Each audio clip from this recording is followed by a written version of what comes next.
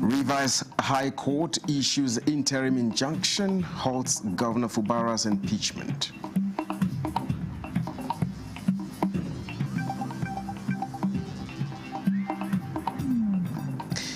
And federal government approves establishment of National Task Force on Clinical Governance and Patient Safety.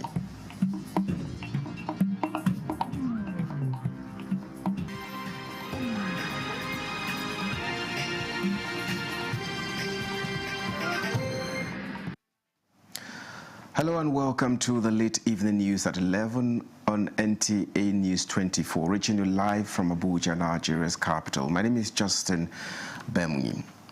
Vice President Kashim Shettima has arrived in Conakry, the capital of Guinea, to represent President Bola Ahmed Tinubu at the inauguration of President-elect Mamadi Doumbouya. The Vice President was received by senior Guinean government officials and members of the Nigerian Diplomatic Corps ahead of the official ceremony, which is scheduled to take place on Saturday, January 17, at the GLC Stadium in Nongo. The inauguration of President Doumbouya follows his victory in the December 2025 general elections, signaling the formal end of a 4-year military transition. The Vice President's attendance at the inauguration affirms Nigeria's leadership role within the Economic Community of West African States, ECOWAS, and its commitment to the restoration of constitutional order across the sub-region. The visit also serves as a strategic mission to expand the economic corridor between the two West African nations.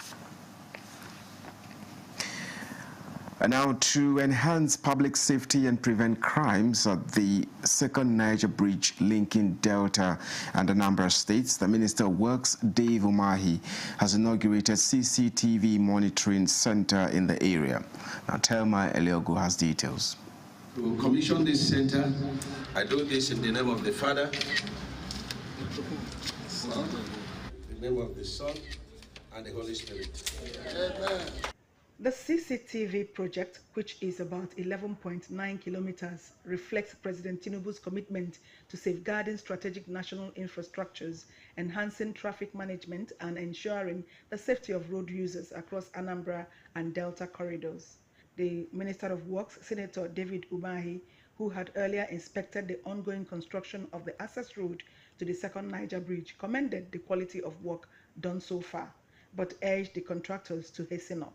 The intention is to bypass the township so that if you are coming from any way to engage the second Niger bridge, you will not go through the township so that to avoid a hold-up. Contract sum 179 billion, 30% fully paid, and contractor is doing extremely very well. But I need to set a new target. We have to complete and commission, 50% of this project by the end of April. The Asaba of Asaba, Professor Epiphany Azinge and Igwe Fobosi, Obi Chidubem Iweka, commended President Tinubu's efforts. We want to commend you, and through you commend Mr. President, for the good job that is being done around our axis, and still ask you that we want you to come back for something more.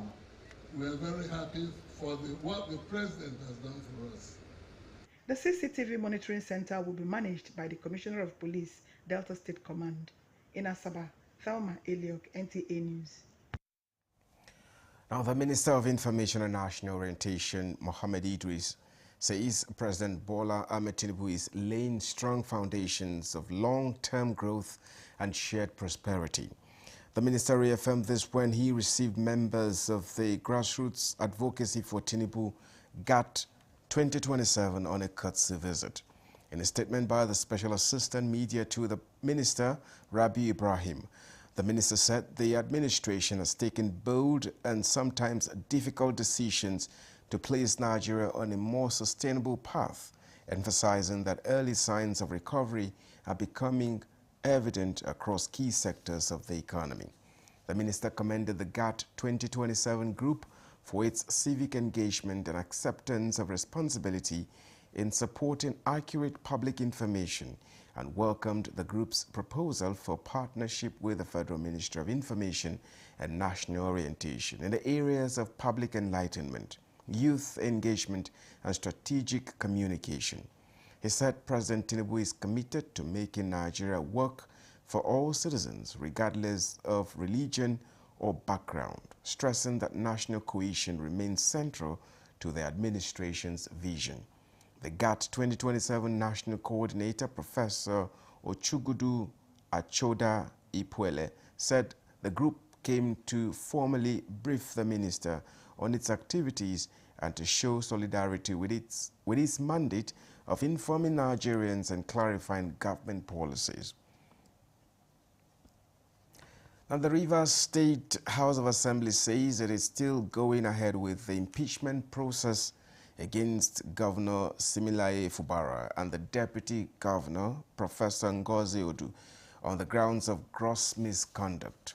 Nkiru Onyejese reports that this was at a briefing which was immediately followed by House sitting presided over by the Speaker, Martin Amaewhule. Dumle Mao says the impeachment process has nothing to do with ethnicity, but constitutional, especially as the governor and his deputy has gone against Section 188 of the Constitution. Other lawmakers also reiterated their commitment to ensuring they carry out their constitutional duties for the progress of the state. We concluded that there is indeed the need to proceed.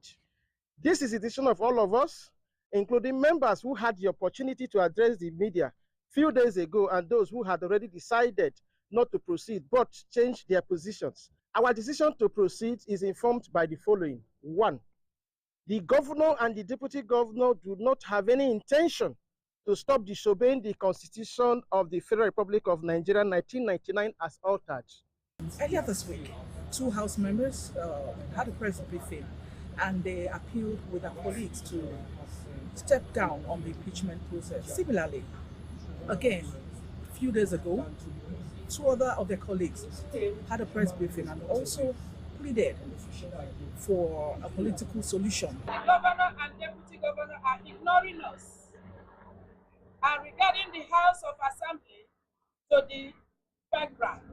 The members unanimously voted in support of investigation of allegations of gross misconduct against Governor Fubara and his deputy, Professor Ngozi Odu. Speaker Martin Amaewhule decried that the voting clearly shows the decision of the House and called on the state chief judge to set up a panel of investigation. The Rivers State House of Assembly has resolved that investigations against allegations of gross misconduct leveled against His Excellency Sir Similaye Fubara, Governor of Rivers State, should proceed in the next level of this investigation. Sitting has been adjourned to next week Tuesday in Port Harcourt. Nkiru Onyejese, NTA News. In the meantime, a Rivers State High Court sitting in Oyibo local government area has stepped into the escalating political crisis in the state, issuing an interim injunction that temporarily halts further action on the impeachment process against Governor Similaye Fubara and his deputy, Professor Ngozi Odu. In a ruling delivered in Port Harcourt, the court restrained the Speaker of the Rivers State House of Assembly, Martin Chike Amaewhule, alongside 32 other defendants, including the Clerk of the House and the Chief Judge of Rivers State, from taking steps aimed at advancing the impeachment process. The order also bars the Chief Judge, Justice Simeon Chibuzo Amadi, from receiving, forwarding, considering, or acting on any request, resolution, or impeachment-related document from the House Assembly for the purpose of constituting an investigative panel, pending the determination of the matter. The injunction is to subsist for 7 days.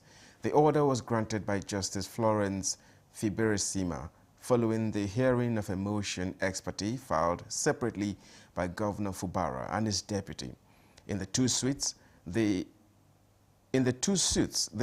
court also granted the claimants leave to serve the interim order and other originating processes on the 1st to the 31st defendants by passing them at the gate of the Rivers State Assembly quarters. The court further directed that the chief judge, listed as the 32nd defendant, be served through any staff of the judiciary at his chambers within the High Court premises. Justice Fibere Sima thereafter adjourned the matter to January 23, 2026 for hearing of the motion and notice as a legal battle over the impeachment move shifts from the political arena to the courtroom. Now, the Ministries of Defense and Interior are set to establish a high-level ministerial platform that will meet periodically to proactively address emerging security challenges across the country. The Minister of Defense, General Christopher Musa, stated this during a working visit to the Ministry of Interior. General Musa described the Interior Ministry as a critical pillar in ensuring Nigeria's safety, security, and national development, assuring that both ministries will strengthen strategic collaboration in the fight against internal security threats and the defense of the nation's territorial integrity. There's an institutionalized framework for collaboration in the interest of Nigeria's peace and stability, which we feel and we believe is the way out. We recognize the complex and evolving security challenges facing our nation. These threats often originate or manifest entirely but have external dimensions, and vice versa. There is no one single organization that can achieve this alone. Yeah. We must work like a team. I have confidence that a stronger alliance will significantly enhance national security, public safety, and citizen confidence. If you cannot protect your border, then obviously you cannot guarantee the safety of your people. Yeah. So the issue of the border is one area that we really need to actually work very closely together on. We're not here to compete with the military. We are here to complement and to offer support. We are here to work together and to ensure that there's a robust handshake between our various agencies. On threat assessment, General Christopher Musa called for increased deployment of technology, enhanced joint operations, and improved intelligence sharing. He also urged Nigerians to remain patriotic and support national security efforts by promoting the image and unity of the country. Now, the appeals filed by two convicts on death row against their conviction for conspiracy and murder has been upheld by the Court of Appeal Abuja Division, as they are now free to go home. Dele Atumbi reports on the discharge and acquittal of Adamu Mohammed Babamini and Haruna Mohammed. On 6 December 2018, a land dispute arose between Gaba and Afani communities in Lavun local government area of Niger State. Some suspects were prosecuted and convicted for the crime, including Adamu Muhammad, who was sentenced to death, and another death row inmate, Haruna Muhammad, approached the appellate court appealing the death sentence, which the court upheld. In a unanimous judgment, the three-man panel of justices led by Justice Okon Abang faulted the shoddy investigation. The court accordingly discharged and acquitted the duo from the murder charge. Meanwhile, the Court of Appeal has upheld Haruna Audi Shekolo as the duly chosen All Progressives Congress APC chairmanship candidate for Buhari Council area election slated to hold on 21st February. In a 2-1 judgment, the three-man panel led by Justice Hamad Barker agreed with the Federal High Court that the appellant who filed the case, Joshua Ishaku Musa, filed out of time. The case of the appellant is not too bad. In a dissenting judgment, however, another member of the panel, Justice Okon Abang, held that Ishaku had valid grounds of appeal as he was not given fair hearing by the trial court. In Abuja, Dele Atumbi, NTA News. This is the news at 11 on NTA News 24. We'll now take a break. We'll be back in a moment with more stories, to stay with us. Season's greetings from all of us at Erisco Foods. The festivities are already in the air, and we'd like to especially thank you for your continued patronage of Erisco Foods, the only tomato brand to win the National Productivity Order of Merit Award by the federal government of Nigeria. With our proud Nigerian products and services, we have continued to create thousands of jobs for our people and for the growth of our economy. Thank you, our esteemed customers, distributors, and partners. Yes, the taste of Nigeria is the taste of celebration and the taste of goodwill and good cooking. We care for your good health and long life. So cook right and eat healthy to live longer. Always buy a Risco product. Merry Christmas and a Happy New Year. And the National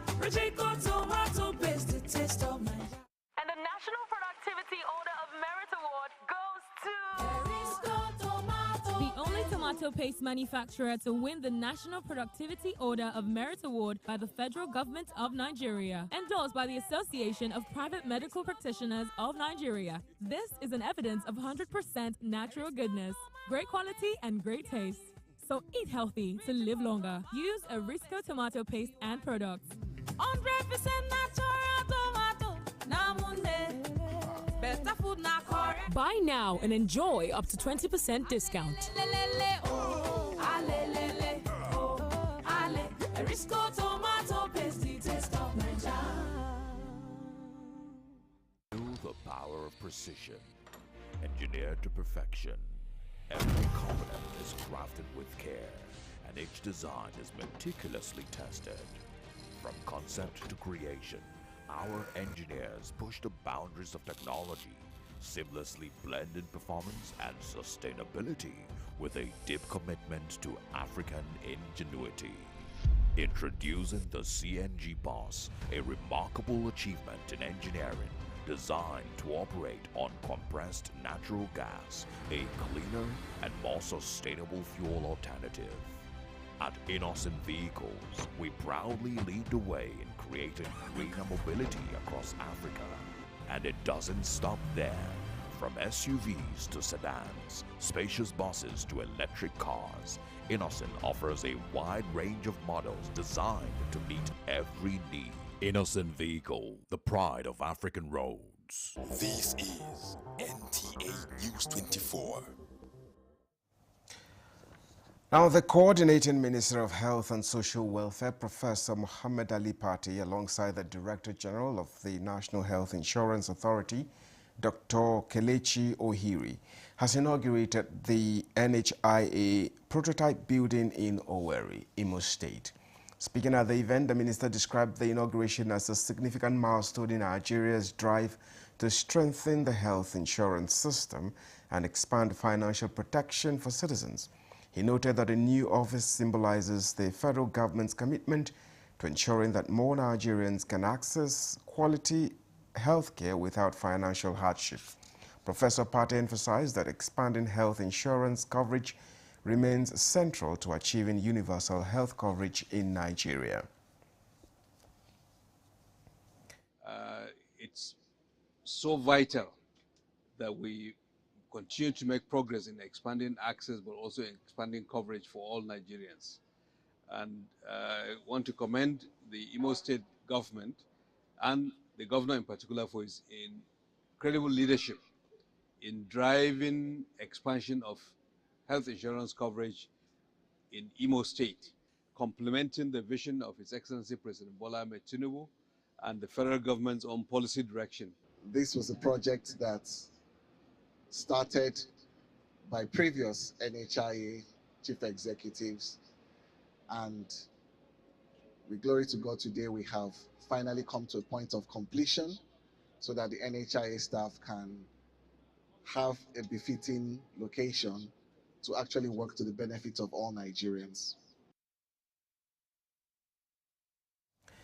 Now, the federal government has approved the establishment of a national task force on clinical governance and patient safety to tackle preventable deaths and improve the quality of healthcare delivery across Nigeria. A publication from the Ministry of Health says the move comes amid growing concerns over medical errors, poor patient outcomes, and declining public confidence in the health system. The task force is designed to strengthen accountability, improve clinical standards, and reduce avoidable harm in both public and private health facilities.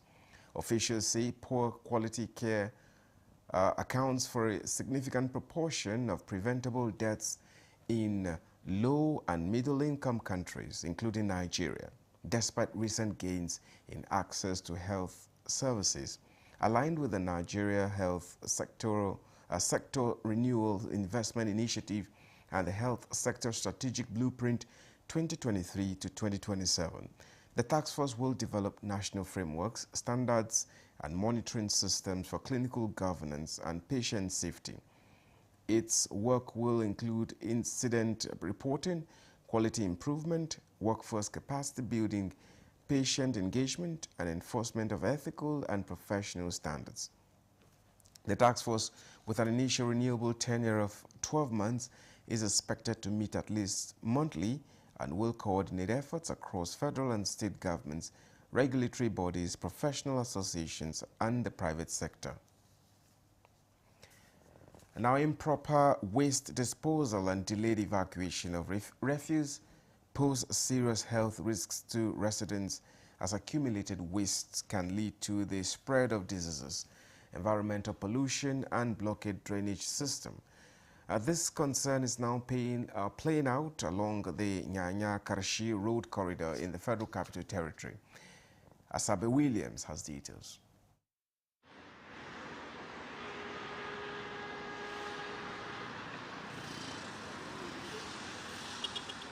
A visit to Nyanya-Karshi Road revealed activities of residents and commuters. All these axes from here, from this Karo here now to Orozo, is by the roadside. Everywhere is by the roadside that they will always dump all this refuse, which is not good for us. So, as in, I was thinking that government will provide a certain place where that is an isolated place that they can dump all this refuse. It's not good. It's not good for health. That is one. Secondly, maybe sometimes there's some people that will pass instead of them to stop because of the odor. They will leave. Like formerly, I do shade my things. It's because of this. Like you see my gates there, where I park them. I do shade here, but because of the waste bill, people doesn't stop. Findings show that during rainfall, the accumulated refuse often block drainages, leading to flooding and creating breeding grounds for mosquitoes and other diseases. Residents express fears that the situation could result in outbreaks of illnesses if urgent action is not taken. The hazard of even vehicle smoke, people are trying to find solution to it. You are not talking about residential one that is now permanently with the people living in the environment. Even when just a slum that even pass, that people inhale, give sickness. Not to talk about where they are dumping all manner of things. When somebody gives birth to a child and you don't want the child to, you don't want that child, you come and dump it in this place. Yeah. Almost every time this place will be covered with this dirt. Not only from here, you go to Arab, you go to Orozo Market, the same thing cover the road. The government has done well by expanding the road, but then they are not coming up with the responsibility of making sure all this dirt were carried away, evacuated at the right time. On authorities to ensure prompt evacuation of waste